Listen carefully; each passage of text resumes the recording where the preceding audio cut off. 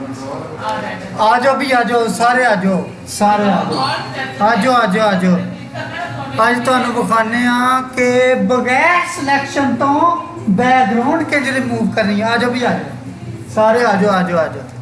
लो जी लगे चलने कंप्यूटर की स्क्रीन ते तुहाडे सामने कंप्यूटर की स्क्रीन लै आने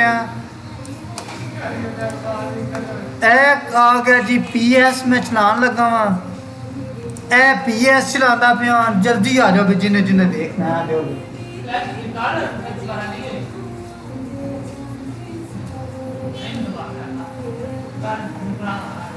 जनाब PS चलन लगा है। तमाम अहबाब दिल थाम के बैठे हैं, दिल थाम के। वो टेक्निकल चीज आपको देने वाला हूं मैं।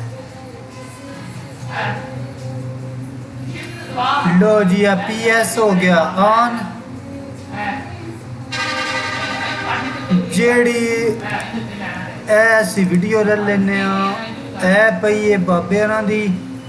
इत्थे इनू लै गया PS इत्थे सट दिता विच।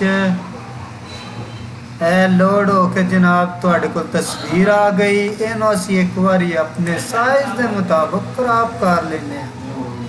अच्छी क्वालिटी वास्ते रेजोल्यूशन बढ़ा देने कर देने 600। चलो की याद करे तो 600 कर देने। ए जनाब हो गई क्रॉप ते इथों की तुहाडे कोल आ गई तस्वीर। असां इंदा करना है बैकग्राउंड रिमूव ते बगैर सिलेक्शन तो असां जाना है जनाब सिलेक्ट जाके ते सब्जेक्ट नू अप्लाई कर देना।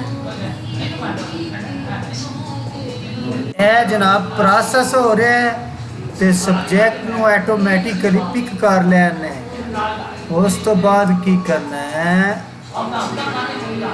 सब्जेक्ट तो अगे तीसरा या Alt Control plus R select and mask को अप्लाई करना है।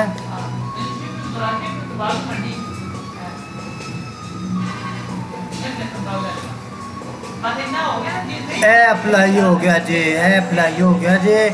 बैकग्राउंड एन जी समझो जिवें साडा खत्म हो गया। अपने हिसाब स्मूथ भी थोड़ा कर लेना, फीतर भी कर लेना, कंट्रास्ट में भी थोड़ा तेज कर लेना।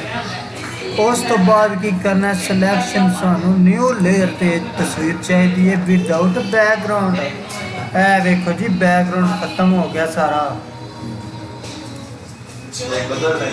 आजे आजे आजे की हाल है?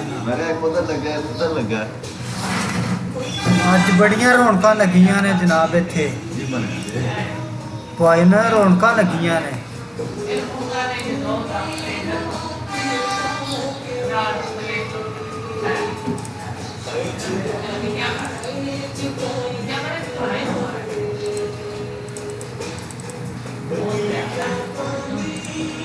रिमूव हो गया बैकग्राउंड ते ब्लैक वाइट बैकग्राउंड असी पिछे सैट कर दिता। लो जी इन्नी को गल सी। वीडियो पसंद आई है कि नहीं आई? पसंद आ गई पसंद। Well done well done.